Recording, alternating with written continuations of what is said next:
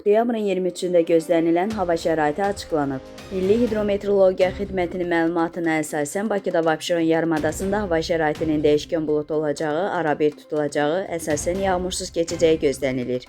Lakin səhər bəzi şəhər ətrafı ərazilərdə çiskinli yağış yağacağı ehtimalı var. Mülayim cənub-qərb küləyi, axşam şimal-qərb küləyi ilə əvəz olunacaq. Havanın temperaturu gecə 13-16 dərəcə, gündüz 19-22 dərəcə isti olacaq. Atmosfer təzyiqi 765 mm civə sütunundan 762 mm civə sütuna inəcək. Nisbi rütubət gecə 80-85%, gündüz 60-70% təşkil edəcək.